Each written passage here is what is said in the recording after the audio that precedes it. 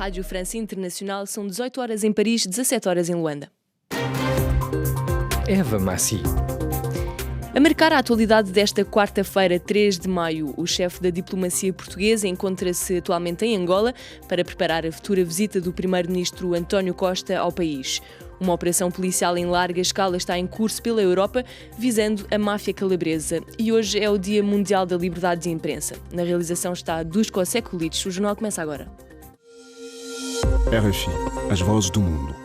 E começamos com a atualidade em África. Em Angola, o chefe da diplomacia portuguesa, João Gomes Cravinho, abordou as relações fraternas entre os dois países e destacou a importância que vai ser dada à área económica durante a visita que António Costa, o primeiro-ministro de Portugal, realizará brevemente a Angola. João Cravinho mostrou-se ainda satisfeito pelo interesse de empresas de outros países por Angola.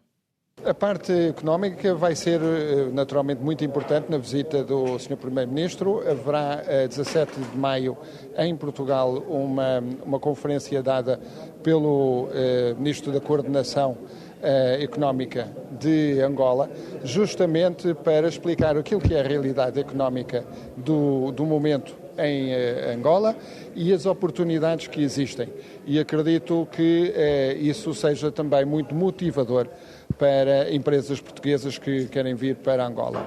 Naturalmente, nós vemos com muita satisfação o interesse de empresas de outros países, porque isso significa que as coisas estão a avançar bem em Angola e naturalmente, como país fraterno que somos, queremos o bem de Angola e, portanto, vemos com naturalidade e satisfação o empenho de outros países. Ouvimos João Gomes Cravinho, chefe da diplomacia portuguesa, em declarações à agência Lusa, e ainda em Luanda, junto com o seu homólogo português, Tete António, ministro das Relações Exteriores de Angola, destacou a riqueza das relações bilaterais e mencionou os outros temas abordados entre os dois países.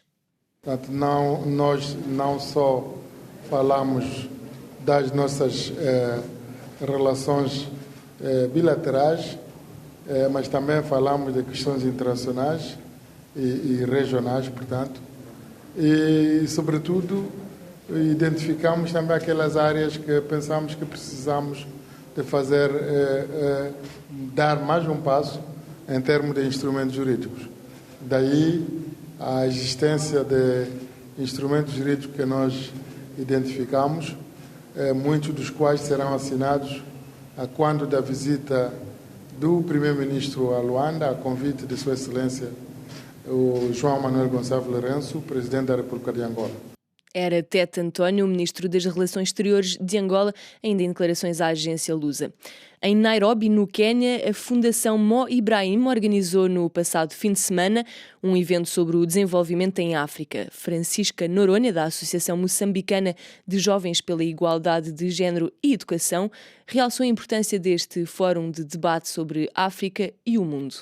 Este é um espaço de advocacia de alto nível. Tu encontras aqui pessoas diferentes que não só podem apoiar diretamente as organizações, os movimentos organizados, as redes de jovens africanos, mas também, sobretudo, questionar diretamente, propor diretamente a estes organismos, inclusive a própria União Africana. Portanto, é um espaço único para os jovens e também é um espaço para confrontar as novas narrativas sobre a questão do que é ser africano hoje, o que é que significa a democracia em África, o que significa a democracia na Europa, o que é que significa a democracia na Ásia, as relações entre estes continentes todos.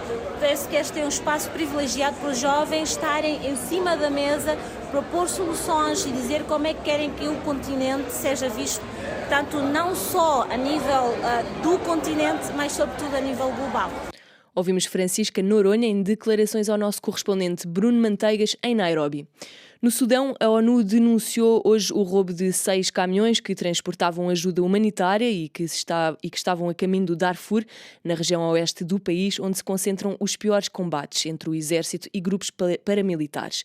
Mais de 500 pessoas já morreram desde o início do conflito há 2 semanas, neste país, um dos mais pobres do mundo, onde 1 em cada 3 pessoas dependia da ajuda humanitária já antes deste conflito. Desde o início dos combates, 3 humanitários da ONU morreram no Darfur e reservas das organizações humanitárias, agências da ONU e hospitais foram atacados e roubados. Os cidadãos continuam alienados no meio dos confrontos, apesar de um cessar-fogo que poderá ser prolongado por mais uma semana. São Tomé, 102.8 FM.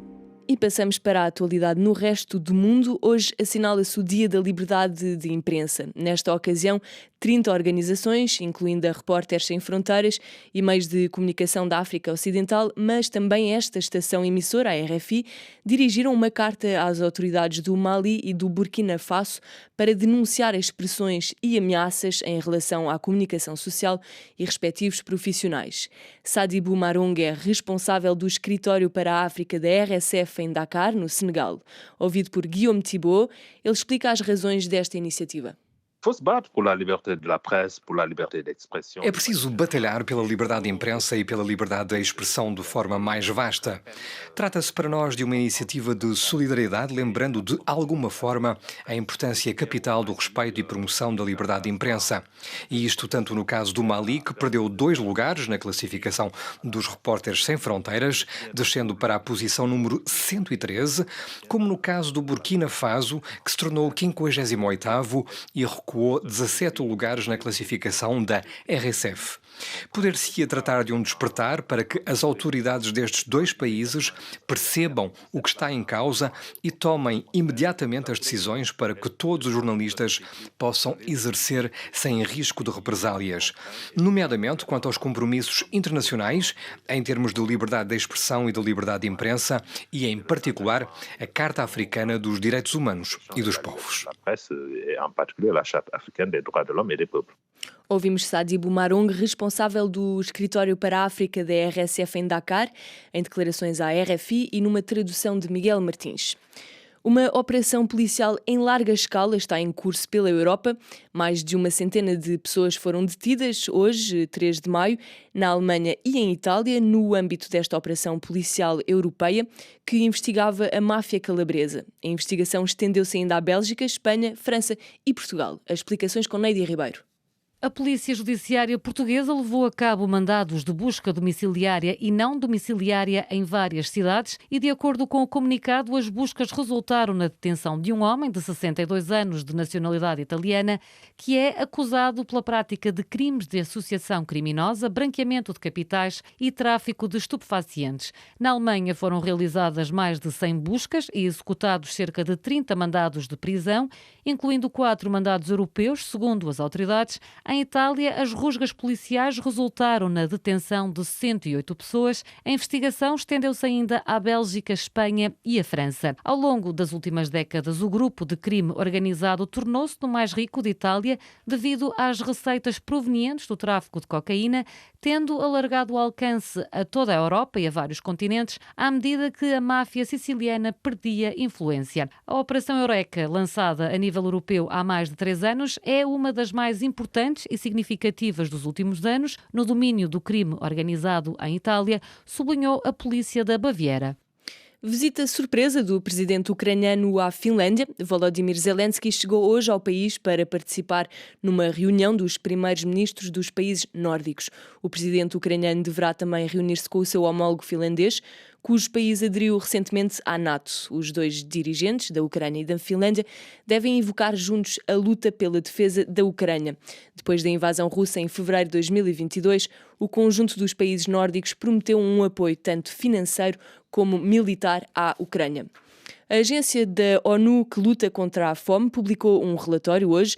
A insegurança alimentar agravou-se em 2022 e 258 milhões de pessoas em 58 países do mundo necessitam uma ajuda de emergência. O aumento deve-se a conflitos, a crises económicas e catástrofes climáticas, segundo o relatório. E o secretário-geral da ONU, António Guterres, alertou para o fracasso da humanidade na erradicação da fome no mundo.